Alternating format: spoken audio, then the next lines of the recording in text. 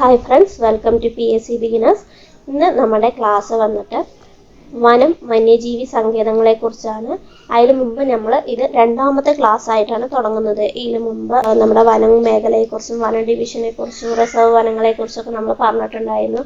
എന്താണ് അവ എന്ന് പറഞ്ഞിട്ട് ഒരു അടിസ്ഥാന വിവരങ്ങൾ പോലെ ഒരു ക്ലാസ് വന്നിട്ടുണ്ട്. അതുപോലെ തന്നെ ഇന്നത്തെ ക്ലാസ്സിലും അതുപോലെ ഇമ്പോർട്ടൻ്റ് ആയ കുറച്ച് കാര്യങ്ങളുണ്ട്. ഒന്ന് നമ്മുടെ ഇൻസിറ്റ്, എക്സിറ്റ് കൺസർവേഷന്, പിന്നെ ബയോസ്ഫിയർ റിസർവുകൾ, കമ്മ്യൂണിറ്റി റിസർവ്സ്, കാവുകൾ, ഇക്കോളജിക്കൽ ഹോട്ട്സ്പോട്ട് എന്ന് പറഞ്ഞിട്ട് അതിനുശേഷമാണ് നമ്മൾ വന്യജീവി സങ്കേതങ്ങളെക്കുറിച്ച് ക്ലാസ് എടുക്കാൻ പോകുന്നത്. അപ്പോൾ നമുക്ക് ക്ലാസ്സിലേക്ക് കിടക്കാം. ആദ്യം ഇൻസിറ്റ് കൺസർവേഷൻ. എന്താണ് ഇൻസിറ്റ് കൺസർവേഷൻ എന്ന് പറയുന്നത്? അതായത് ജീവജാലങ്ങളെ അവയുടെ സ്വാഭാവിക ആവാസ വ്യവസ്ഥയിൽ തന്നെ സംരക്ഷിക്കുന്നതിനെയാണ് ഇൻസിറ്റ് കൺസർവേഷൻ എന്ന് പറയുന്നത്. എന്താണ് ഇൻസിറ്റ് പറഞ്ഞാൽ ഉള്ളിൽ തന്നെ അതായത് അവരെവിടെയാണോ ഉള്ളത് അവിടെ തന്നെ അവരെ സംരക്ഷിക്കുന്നതിനെയാണ്. അതായത് ബാക്കിയുള്ളവർ പോയിട്ട് അവരുടെ ആവാസ വ്യവസ്ഥയെ നശിപ്പിക്കാതെ ആ മേഖലയെ സംരക്ഷിക്കുക. ജീവജാലങ്ങളെ അവയുടെ സ്വാഭാവിക ആവാസ വ്യവസ്ഥയിൽ തന്നെ സംരക്ഷിക്കുന്നതിനെയാണ് ഇൻസിറ്റ് കൺസർവേഷൻ എന്ന് പറയുന്നത്. ഇതിലൂടെ ആവാസ വ്യവസ്ഥയ്ക്ക് മൊത്തത്തിലുള്ള സംരക്ഷണം നൽകുകയും ഇനങ്ങൾ അവയുടെ ജൈവിക പരിണാമം തുടരാൻ സഹായിക്കുകയും ചെയ്യുന്നു. അതായത് ഏത് പ്രദേശത്ത്, ഇപ്പം നമുക്കറിയാം ഓരോ പ്രദേശത്തിലെ ഓരോ മൃഗങ്ങൾക്ക് ഇമ്പോർട്ടൻസ് ഉണ്ടാകും. നമ്മുടെ സൈലന്റ് വാലിയിൽ തന്നെ നമ്മൾ പറയും സിംഹവാലൻ കുരങ്ങൾ എന്ന് പറയില്ലേ. അതായത് അവരിനെ നമ്മൾ വേറെ എവിടെയെങ്കിലും കൊണ്ടുപോയി സംരക്ഷിക്കാതെ അവരെവിടെയാണോ ഉള്ളത് അവിടെ തന്നെ അവരെ സംരക്ഷിക്കുക. അപ്പോൾ അവരെ സംരക്ഷിക്കുന്ന പോലെയാവും ആ ആവാസ വ്യവസ്ഥയെയും മൊത്തത്തിൽ സംരക്ഷിക്കുന്ന പോലെയുമാവും. അപ്പോൾ അതിനെയാണ് ഇൻസിറ്റ് കൺസർവേഷൻ എന്ന് പറയുന്നത്. അങ്ങനെയുള്ള കുറച്ച് ഉദാഹരണങ്ങൾ ഏതൊക്കെയാണെന്ന് പറഞ്ഞാൽ ഇൻസിറ്റ് കൺസർവേഷൻ ഉദാഹരണമാണ് ബയോസ്ഫിയറുകൾ, വന്യജീവി സങ്കേതങ്ങൾ, നാഷണൽ പാർക്കുകൾ, കാവുകൾ, കമ്മ്യൂണിറ്റി റിസർവുകൾ എന്ന് പറയുന്നത്. അപ്പോൾ ബയോസ്ഫിയർ, വന്യജീവി സങ്കേതം, നാഷണൽ പാർക്ക്, കാവുകൾ, കമ്മ്യൂണിറ്റി റിസർവുകളൊക്കെ ഇൻസിറ്റ് കൺസർവേഷൻ ഉദാഹരണമാണ്. ഇനി എന്താണ് എക്സിറ്റ് കൺസർവേഷൻ എന്ന് പറയുന്നത്? ജീവജാലങ്ങളെ അവയുടെ സ്വാഭാവിക ആവാസ വ്യവസ്ഥയ്ക്ക് പുറത്ത് സംരക്ഷിക്കുന്നതിനെയാണ്. നമ്മൾ പറഞ്ഞു അവരെവിടെയാണോ അവിടെ തന്നെ സംരക്ഷിക്കുന്നതിനെയാണ് ഇൻസിറ്റ് എന്ന് പറയുന്നത്. ഇത് അവര് പുറത്ത് കൊണ്ടുപോയി സംരക്ഷിക്കുന്നതിനെയാണ് എക്സിറ്റ് കൺസർവേഷൻ എന്ന് പറയുന്നത്. അതിന് ഉദാഹരണമാണ് zoological garden, botanical garden, gene ബാങ്കുകൾ എന്ന് പറയുന്നതൊക്കെ. അടുത്തത് എന്താണ് ബയോസ്ഫിയർ റിസർവ് എന്ന് പറയുന്നത്? നമ്മൾ പറഞ്ഞു ബയോസ്ഫിയർ റിസർവ് എന്ന് പറയുന്നത് ഒരു ഇൻസിറ്റ് കൺസർവേഷൻ ഉദാഹരണമാണ് എന്ന് പറഞ്ഞു.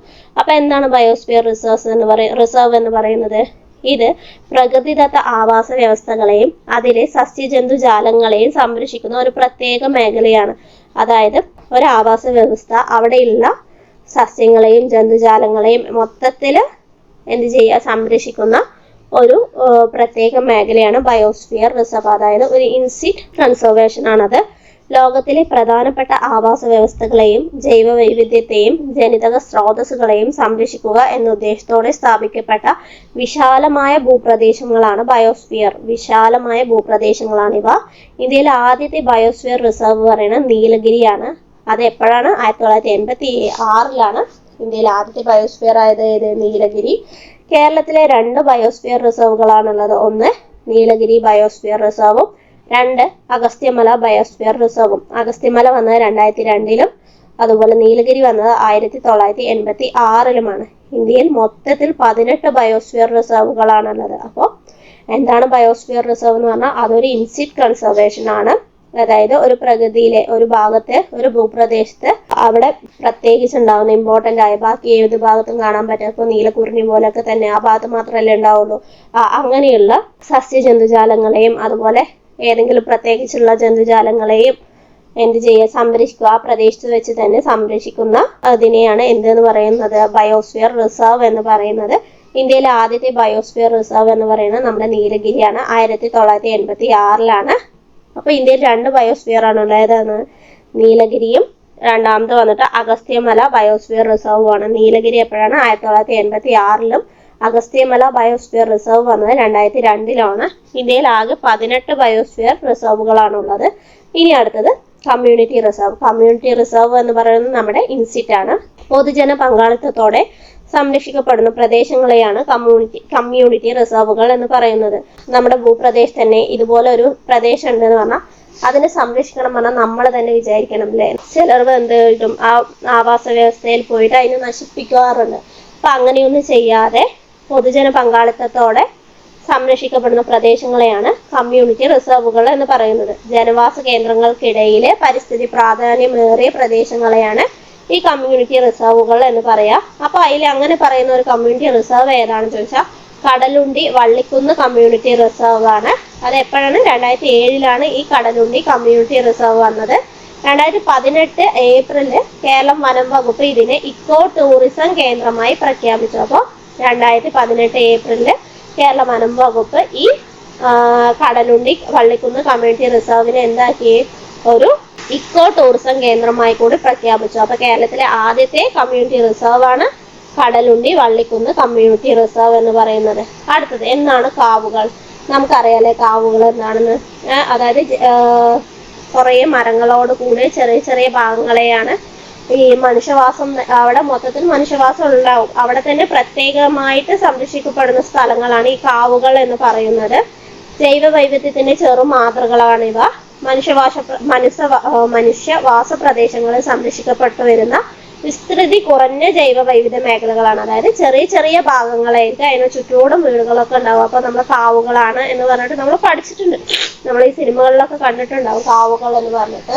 അടുത്തത് എന്താണ് ഇക്കോളജിക്കൽ ഹോട്ട്സ്പോട്ടുകൾ എന്ന് പറഞ്ഞാൽ? തദ്ദേശീയമായി ധാരാളം സ്പീഷീസുകൾ ഉൾക്കൊള്ളുന്നതും ആവാസ വിനാശ ഭീഷണി നേരിടുന്നതുമായ ജൈവവൈവിധ്യ മേഖലകളാണ് ഇക്കോളജിക്കൽ ഹോട്ട്സ്പോട്ടുകൾ എന്ന് പറയാം. അതായത് അവയ്ക്ക് ആവാസ വ്യവസ്ഥയ്ക്ക് നേരിടുന്ന ഒരു വിധം, അതായത് മറ്റുള്ളവർ ഒരു എന്താ പറയാ പ്രത്യേകമായ ജൈവിധ്യ മേഖലകളാണ്. അതായത് തദ്ദേശീയമായി ധാരാളം സ്പീഷീസുകളുണ്ട്, എന്നാൽ അവരുടെ ആവാസ വ്യവസ്ഥയ്ക്ക് എന്ത് ചെയ്യുന്നു? മറ്റുള്ളവരാൽ ഒരു ഭീഷണി നേരിടുന്നതുമായ ജൈവവിധ മേഖലകളെയാണ് ഇക്കോളജിക്കൽ ഹോട്ട്സ്പോട്ടുകൾ എന്ന് പറയുന്നത്. ലോകത്തിൽ ആകെ 36 ഹോട്ട്സ്പോട്ടുകളാണ് ഉള്ളത്. എത്രണ്ണം? 36 അവയിൽ 3 ഇന്ത്യയിലാണ്. അതായത് നമ്മുടെ പശ്ചിമഘട്ടം അതിൽ പെടുന്നത്. വടക്ക് കിഴക്കൻ ഹിമാലയം, ഇൻഡോ ബർമൻ മേഖല, പശ്ചിമഘട്ടം എന്നിവയാണ് 3. അപ്പോൾ ഇന്ത്യയിലെ ഇക്കോളജിക്കൽ ഹോട്ട്സ്പോട്ടുകൾ ഏതൊക്കെയാണെന്ന് ചോദിച്ചാൽ 3 ആകെ 36. ഇന്ത്യയിൽ 3, വടക്ക് കിഴക്കൻ ഹിമാലയം, ഇൻഡോ ബർമൻ മേഖല, പശ്ചിമഘട്ട മേഖല എന്നിവയാണവ. അടുത്തത് വന്യജീവി സങ്കേതങ്ങൾ. ആവാസ വ്യവസ്ഥകളെ പരിരക്ഷിച്ചുകൊണ്ട് വന്യജീവികളുടെ വംശനാശം തടയാനായി പ്രഖ്യാപിക്കപ്പെട്ട മേഖലകളാണിവ. അപ്പോൾ ആവാസ വ്യവസ്ഥകളെ പരിരക്ഷിച്ചുകൊണ്ട് വന്യജീവികളുടെ വംശനാശം തടയാനായി പ്രഖ്യാപിക്കപ്പെട്ട മേഖലകളാണ് വന്യജീവി സങ്കേതങ്ങൾ എന്ന് പറയുന്നത്. കേരളത്തിൽ 18 വന്യജീവി സങ്കേതങ്ങളാണുള്ളത്. ഏറ്റവും കൂടുതൽ വന്യജീവി സങ്കേതങ്ങളുള്ള ജില്ല ഇടുക്കിയാണ്. അപ്പോൾ ഏറ്റവും കൂടുതൽ വന്യജീവി സങ്കേതങ്ങൾ എവിടെയുള്ളത്? ഇടുക്കിയാണ്. കേരളത്തിൽ മൊത്തം 18 വന്യജീവി സങ്കേതങ്ങളാണുള്ളത്. നമുക്ക് ഒന്നുകൂടെ പറഞ്ഞു പോകാം. ഇൻസിറ്റ് കൺസർവേഷൻ എന്ന് പറഞ്ഞാൽ ജീവജാലങ്ങളെ അവയുടെ സ്വാഭാവിക ആവാസ വ്യവസ്ഥയിൽ തന്നെ സംരക്ഷിക്കുന്നതിനാണ് ഇൻസിറ്റ് കൺസർവേഷൻ എന്ന് പറയാം. അതിന് ഉദാഹരണമാണ് ബയോസ്ഫിയർ, വന്യജീവി സങ്കേതം, നാഷണൽ പാർക്ക്, കാവ്, കമ്മ്യൂണിറ്റി റിസർവുകൾ. എക്സിറ്റ് കൺസർവേഷൻ എന്ന് പറഞ്ഞാൽ ജീവജാലങ്ങളെ അവയുടെ സ്വാഭാവിക ആവാസ വ്യവസ്ഥയ്ക്ക് പുറത്ത് സംരക്ഷിക്കുന്നതാണ്. ഉദാഹരണമാണ് zoological garden, botanical garden, gene ബാങ്കുകൾ എന്നിവ. ഇനി ബയോസ്ഫിയർ റിസർവ് എന്ന് പറഞ്ഞാൽ എന്താണ്?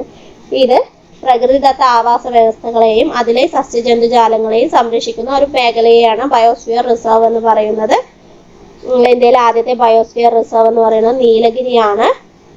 കേരളത്തിൽ 2 ബയോസ്ഫിയർ റിസർവുകളാണുള്ളത്. ഒന്ന് നീലഗിരിയും 2 വന്നിട്ട് അഗസ്ത്യമലയുമാണ്. ഇന്ത്യയിൽ മൊത്തം 18 ബയോസ്ഫിയർ റിസർവുകളുണ്ട്. കമ്മ്യൂണിറ്റി റിസർവുകൾ എന്ന് പറഞ്ഞാൽ എന്താണ്? പൊതുജന പങ്കാളിത്തത്തോടെ സംരക്ഷിക്കപ്പെടുന്ന പ്രദേശങ്ങളെയാണ് കമ്മ്യൂണിറ്റി റിസർവുകൾ എന്ന് പറയുന്നത്.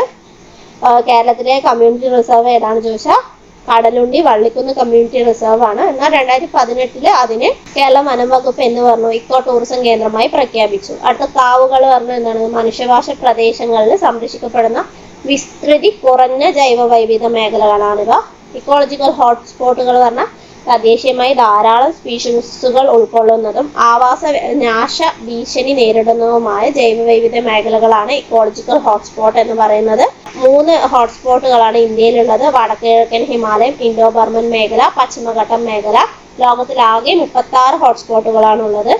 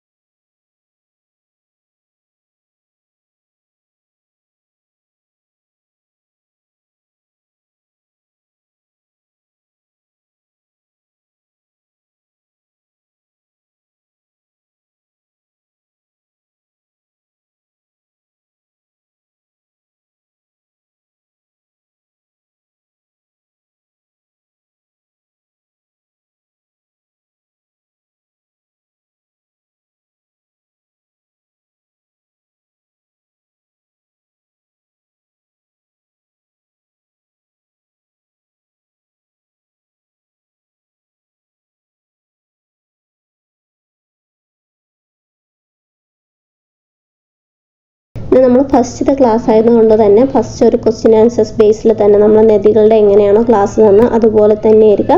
അതിനുശേഷം ഓരോ കാര്യങ്ങളെക്കുറിച്ചും പ്രത്യേകമായ ക്ലാസ് ഉണ്ടാവും. ഇത് വന്നിട്ട് ഏതിലാണ് വരുന്നത് എന്ന് പറഞ്ഞാൽ നമ്മുടെ പൊതുവിജ്ഞാനത്തിൽ കേരള ഭൂമിശാസ്ത്രത്തിന് 10 മാർക്കിൻ്റെ ക്വസ്റ്റ്യൻസ് ആണ് കേരള ഭൂമിശാസ്ത്രത്തിൽ നിന്നും വരുന്നത്. അതിൽ വരുന്ന ഒരു ഭാഗമാണ് വന്യജീവി സങ്കേതങ്ങൾ, ദേശീയോദ്യാനങ്ങൾ എന്നിവ. അപ്പോൾ ആ ടോപ്പിക്കിൽ നിന്നുള്ള ഒരു ക്ലാസ്സുമായിട്ടാണ് ഇന്ന് വന്നിട്ടുള്ളത്. ഓക്കെ, നമുക്ക് ക്ലാസ്സിലേക്ക് കടക്കാം. നമുക്ക് ആദ്യം വന്യജീവി സങ്കേതങ്ങൾ വന്ന ക്രമം പഠിക്കാം. ഏത് വർഷത്തിലാണ് വന്നത്, അത് ഏത് ജില്ലയിലാണ് ഉള്ളത് എന്ന് പഠിച്ചിട്ട് പോകാം.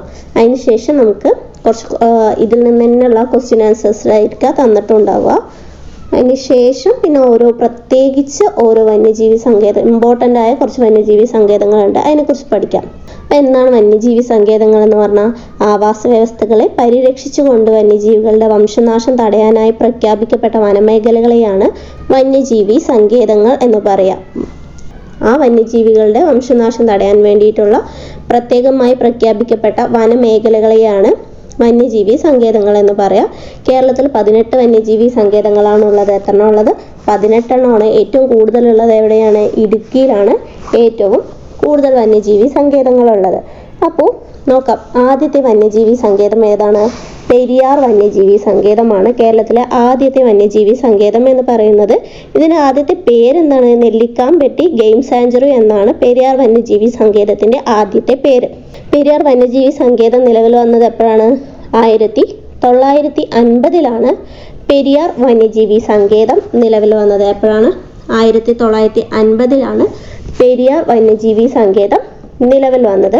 അതിന് മുമ്പ് നെല്ലിക്കാംപെട്ടി ഗെയിം സാഞ്ചുറി എന്ന പേരിലുണ്ടായിരുന്നു, അറിയപ്പെട്ടിരുന്നു. അതുപോലെ തേക്കടി വന്യജീവി സങ്കേതം എന്നും അറിയപ്പെട്ടതും ഈ പെരിയാർ വന്യജീവി സങ്കേതം തന്നെയാണ്. ഇത് 1934 നിലവിൽ വന്നത്. ഇത് പെരിയാർ വന്യജീവി സങ്കേതമായത് 1950. അപ്പോൾ പെരിയാർ വന്യജീവി സങ്കേതം വർഷം നിലവിൽ വന്ന വർഷം ചോദിച്ചാൽ 1950. ഏത് ജില്ലയിലാണ് എന്ന് ചോദിച്ചാൽ ഇടുക്കിയിലാണ്. അപ്പോൾ ഏറ്റവും കൂടുതൽ വന്യജീവി സങ്കേതങ്ങൾ ഉള്ളത് എവിടെയാണ്? ഇടുക്കിയാണ്. അടുത്തത് നെയ്യാർ വന്യജീവി സങ്കേതം. 1958 നെയ്യാർ വന്യജീവി സങ്കേതം വന്നിട്ടുള്ളത്. അതെവിടെയാണെന്ന് ചോദിച്ചാൽ തിരുവനന്തപുരമാണ്. നെയ്യാർ എവിടെയാണ്? തിരുവനന്തപുരമാണ്. 1958 നിലവിൽ വന്നത്. പീച്ചി വാഴാനി വന്യജീവി സങ്കേതം നിലവിൽ വന്നത് 1958 തന്നെയാണ്. തൃശ്ശൂരാണ്. അപ്പോൾ 1958 വന്ന 2 വന്യജീവി സങ്കേതങ്ങൾ ഏതൊക്കെയാണെന്ന് ചോദിച്ചാൽ നെയ്യാർ വന്യജീവി സങ്കേതവും പീച്ചി വാഴാനി വന്യജീവി സങ്കേതവുമാണ് 1958 വന്നത്. അടുത്തത് വയനാട് വന്യജീവി സങ്കേതം. വയനാട് വന്യജീവി സങ്കേതം തന്നെയാണ് മുത്തങ്ങ വന്യജീവി സങ്കേതം എന്നും അറിയപ്പെടുന്നത്. കേരളത്തിലെ ഏറ്റവും വലിയ 2ാമത്തെ വന്യജീവി സങ്കേതമാണ് വയനാട് വന്യജീവി സങ്കേതം. വയനാട് വന്യജീവി സങ്കേതം നിലവിൽ വന്നപ്പോഴാണ് 1973. അത് വയനാട്ടിലാണ് ഉള്ളത്. അതുപോലെ പറമ്പിക്കുളം വന്യജീവി സങ്കേതം എവിടെയുള്ളത്? പാലക്കാടാണല്ലേ ഉള്ളത് പറമ്പിക്കുളം വന്യജീവി സങ്കേതം. അതിൻ്റെ പ്രത്യേകത എന്താണ്? ഇന്ത്യയിലെ 38ാമത്തെ കടുവ സംരക്ഷണ കേന്ദ്രമാണ് എന്ന് പറയുന്നത് പറമ്പിക്കുളം വന്യജീവി സങ്കേതം എന്ന് പറയുന്നത്. അതും നിലവിൽ വന്നത് 1973. അപ്പോൾ 1973 നിലവിൽ വന്ന 2 വന്യജീവി സങ്കേതങ്ങൾ ഏതൊക്കെയാണ്? വയനാട് വന്യജീവി സങ്കേതവും പറമ്പിക്കുളം വന്യജീവി സങ്കേതവുമാണ് 1973 നിലവിൽ വന്ന 2 വന്യജീവി സങ്കേതങ്ങൾ. ഇടുക്കി വന്യജീവി സങ്കേതം. ഇടുക്കി വന്യജീവി സങ്കേതം നിലവിൽ വന്നത് 1976. അത് ഇടുക്കിയിലാണ്. ഓക്കെ, 1976. പേപ്പാറ വന്യജീവി സങ്കേതം നിലവിൽ വന്നപ്പോഴാണ് 1983. പേപ്പാറ വന്യജീവി സങ്കേതങ്ങൾ നിലവിൽ വന്നത്. പേപ്പാറ വന്യജീവി സങ്കേതം സ്ഥിതി ചെയ്യുന്ന ജില്ല തിരുവനന്തപുരമാണ്. തട്ടേക്കാട് പക്ഷി സങ്കേതം. തട്ടേക്കാട് പക്ഷി സങ്കേതം നിലവിൽ വന്നപ്പോഴാണ് 1983 എറണാകുളത്താണ്. അപ്പോൾ 1983 നിലവിൽ വന്ന വന്യജീവി സങ്കേതങ്ങൾ ഏതൊക്കെയാണെന്ന് ചോദിച്ചാൽ പേപ്പാറയും തട്ടേക്കാടുമാണ്. അപ്പോൾ നമുക്ക് ഒന്നുകൂടി നോക്കാം. പെരിയാർ വന്യജീവി സങ്കേതം 1950 ഇടുക്കി, നെയ്യാർ വന്യജീവി സങ്കേതം 1958 തിരുവനന്തപുരം, പീച്ചി വാഴാനി വന്യജീവി സങ്കേതം 1958 തൃശ്ശൂർ, വയനാട് വന്യജീവി സങ്കേതം 1973 വയനാട്, പറമ്പിക്കുളം വന്യജീവി സങ്കേതം 1973 പാലക്കാട്, ഇടുക്കി വന്യജീവി സങ്കേതം 1976 ഇടുക്കി, പേപ്പാറ വന്യജീവി സങ്കേതം 1983 തിരുവനന്തപുരം, തട്ടേക്കാട് പക്ഷി സങ്കേതം 1983 എറണാകുളത്താണ് തട്ടേക്കാട്. ചിന്നാർ വന്യജീവി സങ്കേതം 1984 ഇടുക്കിയിലാണ്. ചിന്നാർ വന്യജീവി സങ്കേതമുള്ളത് 84-ലാണ്. ചിമ്മിനി വന്യജീവി സങ്കേതം 1984 തന്നെയാണ്. അത് എവിടെയാണുള്ളത്? ചിമ്മിനി വന്യജീവി സങ്കേതമുള്ളത് തൃശ്ശൂരിലാണ്. ചിമ്മിനി വന്യജീവി സങ്കേതമുള്ളത്. ആറളം വന്യജീവി സങ്കേതം നിലവിൽ വന്നതും 1984 തന്നെയാണ്. ആറളം വന്യജീവി സങ്കേതം സ്ഥിതി ചെയ്യുന്നത് കണ്ണൂരാണ്. ചെന്തുരുണി വന്യജീവി സങ്കേതം 1984-ലാണ്. അത് സ്ഥിതി ചെയ്യുന്നത് കൊല്ലത്താണ്. അപ്പോൾ 1984 നിലവിൽ വന്ന വന്യജീവി സങ്കേതങ്ങൾ ഏതൊക്കെയാണെന്ന് ചോദിച്ചാൽ ചിന്നാർ, ചിമ്മിനി, ആറളം, ചെന്തുരുണി. ഏതൊക്കെയാണ്? ചിന്നാർ, ചിമ്മിനി, ആറളം, ചെന്തുരുണി എന്നിവയാണ് 1984 നിലവിൽ വന്ന വന്യജീവി സങ്കേതങ്ങൾ. അതിൽ ചിന്നാർ ഇടുക്കിയിലും, ചിമ്മിനി തൃശ്ശൂരും, ആറളം കണ്ണൂരും, ചെന്തുരുണി കൊല്ലത്തുമാണ് ഉള്ളത്. അടുത്തത് മംഗളവനം പക്ഷി സങ്കേതം. മംഗളവനം പക്ഷി സങ്കേതം നിലവിൽ വന്നത് 2004 എറണാകുളത്താണ്. അപ്പം നേരത്തെ നമ്മൾ എറണാകുളത്തുള്ള വേറൊരു പക്ഷി സങ്കേതത്തെക്കുറിച്ച് പറഞ്ഞു അല്ലേ? അതേതായിരുന്നു? തട്ടേക്കാട് പക്ഷി സങ്കേതവും എറണാകുളത്താണ്. അതുപോലെ മംഗളവനം പക്ഷി സങ്കേതവും എവിടെയാണുള്ളത്? എറണാകുളത്താണുള്ളത്. മംഗളവനം വന്നത് 2004-ലാണ്. Kurinjimala game sanctuary Kurinjimala game sanctuary നിലവിൽ വന്നത് 2006-ലാണ്. ഇടുക്കിയിലാണ് സ്ഥിതി ചെയ്യുന്നത്. ചൂളന്നൂർ മയിൽ സങ്കേതമാണ്. 2007-ലാണ് അത് നിലവിൽ വന്നത്. പാലക്കാടാണ് അത് സ്ഥിതി ചെയ്യുന്നത്. മലബാർ വന്യജീവി സങ്കേതം 2010-ലാണ് നിലവിൽ വന്നത്. കോഴിക്കോടാണ് അത് സ്ഥിതി ചെയ്യുന്നത്. കൊട്ടിയൂർ വന്യജീവി സങ്കേതം 2011 കണ്ണൂരിൽ സ്ഥിതി ചെയ്യുന്നു. കരിമ്പുഴ വന്യജീവി സങ്കേതം ഏറ്റവും അവസാനമായി നിലവിൽ വന്ന വന്യജീവി സങ്കേതം ചോദിച്ചാൽ കരിമ്പുഴ വന്യജീവി സങ്കേതമാണ്. 2020-ലാണ് നിലവിൽ വന്നത്. മലപ്പുറത്താണ് അത് സ്ഥിതി ചെയ്യുന്നത്. അപ്പോൾ ഏറ്റവും കൂടുതലുള്ളത് എവിടെയെന്നാണ് നമ്മൾ പറഞ്ഞത്? ഇടുക്കിയിലാണെന്ന് പറഞ്ഞു അല്ലേ? ഇടുക്കിയിലെ വന്യജീവി സങ്കേതങ്ങൾ ഏതൊക്കെയാണ്?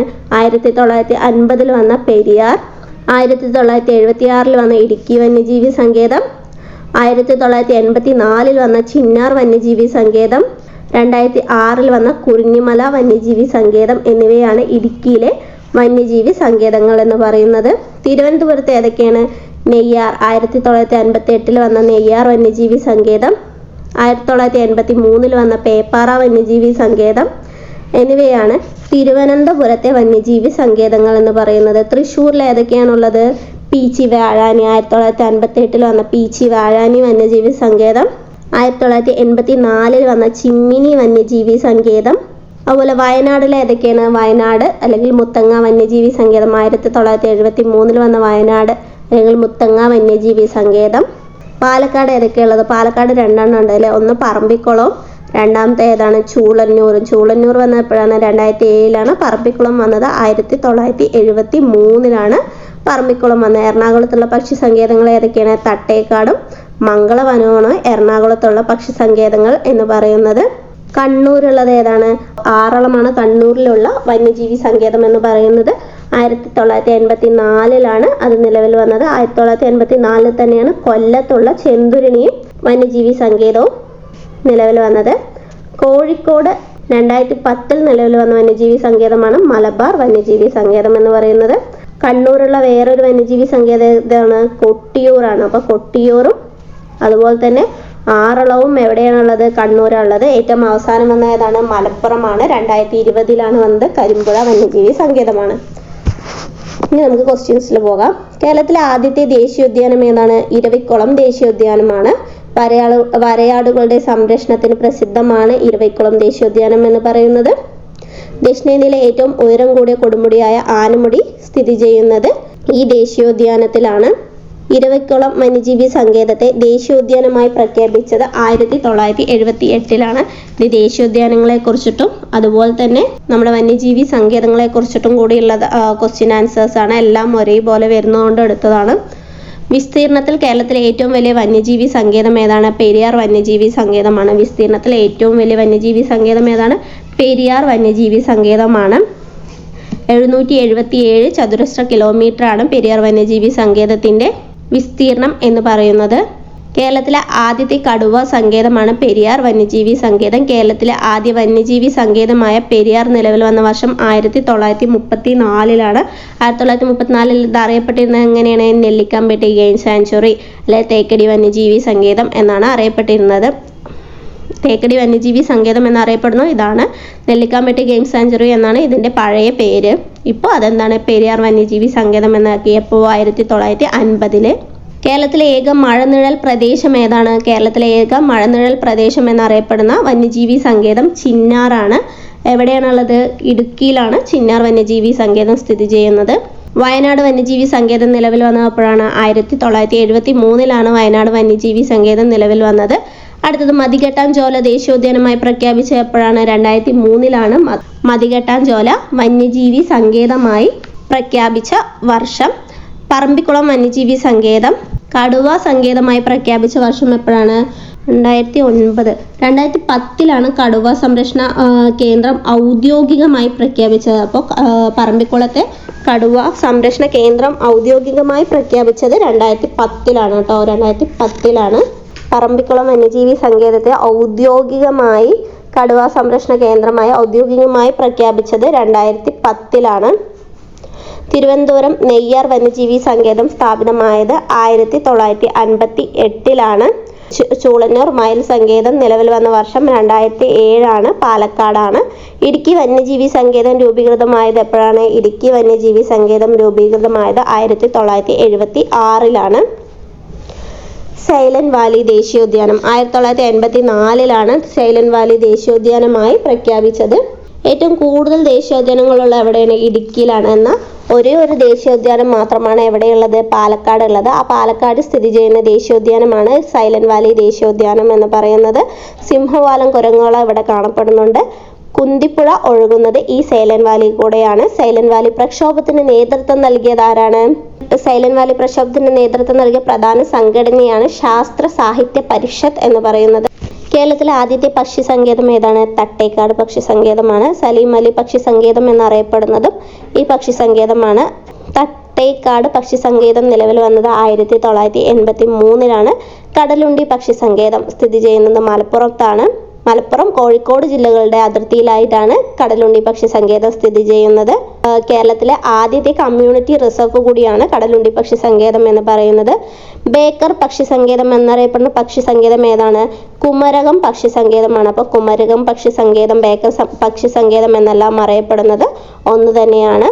വേമ്പനാട്ട് കായലിന്റെ തീരത്താണ് ഇത് സ്ഥിതി ചെയ്യുന്നത്. കോട്ടയം ജില്ലയിൽ സ്ഥിതി ചെയ്യുന്നതാണ് ഈ ബേക്കർ പക്ഷി സങ്കേതം അല്ലെങ്കിൽ കുമരകം പക്ഷി സങ്കേതം എന്ന് പറയുന്നത്. പാതിര മണൽ പക്ഷി സങ്കേതം സ്ഥിതി ചെയ്യുന്ന എവിടെയാണ്? വേമ്പനാട്ട് കായലിലാണ്. അരിപ്പ പക്ഷി സങ്കേതം സ്ഥിതി ചെയ്യുന്നത് തിരുവനന്തപുരത്താണ്. അരിപ്പ പക്ഷി സങ്കേതം തിരുവനന്തപുരത്താണ്. പക്ഷി പാതാളം പക്ഷി സങ്കേതം സ്ഥിതി ചെയ്യുന്നത് വയനാട് ജില്ലയിലാണ്. മയിലുകൾക്ക് വേണ്ടിയിട്ടുള്ളതാണ് ചൂളന്നൂർ പക്ഷി സങ്കേതം എന്ന് പറയുന്നത്. മയിലുകൾക്ക് വേണ്ടിയിട്ടുള്ള ഏതാണ്? ചൂളന്നൂർ പക്ഷി സങ്കേതമാണ്. പാലക്കാട് 2007 അത് നിലവിൽ വന്നത്. ചിന്നാർ വന്യജീവി സങ്കേതത്തിനുള്ളിൽ സ്ഥിതി ചെയ്യുന്ന വെള്ളച്ചാട്ടം ഏതാണ്? തൂവാനം വെള്ളച്ചാട്ടമാണ് ചിന്നാർ വന്യജീവി സങ്കേതത്തിനുള്ളിൽ സ്ഥിതി ചെയ്യുന്ന വെള്ളച്ചാട്ടം എന്ന് പറയുന്നത്. കേരളത്തിൽ കാണുന്ന 7 തരം വനങ്ങളും ഉൾപ്പെടുന്ന ഏക വന്യജീവി സങ്കേതമാണ് കരിമ്പുഴ വന്യജീവി സങ്കേതം എന്ന് പറയുന്നത്. 2020 ഇത് നിലവിൽ വന്നത്. അപ്പോൾ കേരളത്തിലെ പക്ഷി സങ്കേതങ്ങൾ ഏതൊക്കെയാണ്? എറണാകുളത്ത് 2 ഉള്ളതെന്ന് പറഞ്ഞാൽ ഏതൊക്കെയാണ്? തട്ടേക്കാടും മംഗളവനമാണ്. കോട്ടയത്ത് കുമരകം, നമ്മൾ പറഞ്ഞ പോലെ വേമ്പനാട്ട് കായലിൽ കുമരകം, ബേക്കേഴ്സ് എസ്റ്റേറ്റ് എന്നെല്ലാം പറയുന്നു എന്ന് പറഞ്ഞു. തിരുവനന്തപുരത്തുള്ളത് ഏതാണ്? അരിപ്പ പക്ഷി സങ്കേതമാണ്. മലപ്പുറത്താണ് കടലുണ്ടി. മലപ്പുറത്തും കോഴിക്കോടിൻ്റെയും അതിർത്തിയിലായിട്ടാണ് നമ്മൾ എന്തെന്ന് പറഞ്ഞത് കടലുണ്ടി പക്ഷി സങ്കേതം സ്ഥിതി ചെയ്യുന്നത് എന്ന് പറഞ്ഞാൽ. പാലക്കാട് മയിലുകൾക്ക് വേണ്ടിയിട്ടാണ് ചൂളന്നൂർ പക്ഷി സങ്കേതമുള്ളത്. വയനാട് ഏതാണുള്ളത്? വയനാടുള്ളതാണ് പക്ഷി പാതാളം എന്ന് പറയുന്നത്. വയനാടുള്ള ഏതാണ്? പക്ഷി പാതാളമാണ്. ദേശീയോദ്യാനങ്ങൾ ഏതൊക്കെയാണെന്ന് പറഞ്ഞിട്ടുണ്ടായിരുന്നത്? ഇരവിക്കുളം, സൈലന്റ് വാലി, ആനമുടിച്ചോല, മതികെട്ടാഞ്ചോല, പാമ്പാടൻചോല എന്നിവയാണ്. അതിൽ ഇരവിക്കുളം വന്നത് 1978. ഇതിൽ 4 വരുന്നത് ഇടുക്കിയിലാണ്, 1 വരുന്നത് പാലക്കാടാണ്. ഇരവിക്കുളം 1978, സൈലന്റ് വാലി 1984, ആനമുടിച്ചോല 2003, മതികെട്ടാഞ്ചോല 2003, പാമ്പാടൻചോലയും 2003 നിലവിൽ വന്നിട്ടുള്ളത്. 6ാമത്തെ ദേശീയോദ്യാനമായി പറയുന്ന ഒന്നുകൂടിയുണ്ട്. അത് ഇടുക്കി ജില്ലയിലെ പെരിയാറാണ് 6ാമത്തെ ദേശീയോദ്യാനമായി പറയുന്നത്. അപ്പോൾ അതും കൂടി ഒന്ന് പഠിച്ചു വെക്കുക. അപ്പോൾ അതാണ് നമ്മുടെ ക്ലാസ് എന്ന് പറയുന്നത്. അപ്പോൾ ഈ വന്യജീവി സങ്കേതത്തിൻ്റെ ക്ലാസ്സുകൾ ഇതിന് മുമ്പ് പ്രത്യേകമായിട്ട് എന്തൊക്കെയാണ് കമ്മ്യൂണിറ്റി റിസർവ്, എന്തൊക്കെയാണ് കാവ്, എന്തൊക്കെയാണ് ഇക്കോളജിക്കൽ ഹോട്ട്സ്പോട്ട്, പിന്നെ ഓരോരോ വന്യജീവി സങ്കേതത്തിനെ കുറിച്ചും വ്യക്തമായ ക്ലാസ്സുകൾ ഇതിന് മുമ്പ് നമ്മൾ ഇട്ടിട്ടുണ്ട്. പക്ഷേ ഇതിപ്പോൾ പുതിയ എക്സാം ആയതുകൊണ്ട് വീണ്ടും എടുക്കുകയാണ്. അപ്പോൾ ഇതിൻ്റെ തുടർന്നുള്ള വീണ്ടും ക്ലാസ്സുകൾ ഉണ്ടായിരിക്കുന്നതായിരിക്കും. നമ്മളെല്ലാ സിലബസും കവർ ചെയ്യാൻ ശ്രമിക്കുന്നതായിരിക്കും. നിങ്ങൾക്ക് ഇഷ്ടപ്പെട്ടാൽ ലൈക്ക് ചെയ്യുക, സബ്സ്ക്രൈബ് ചെയ്യുക. വീണ്ടും പുതിയൊരു ക്ലാസ്സുമായി വരുന്നത് വരെ ഓക്കെ ബൈ.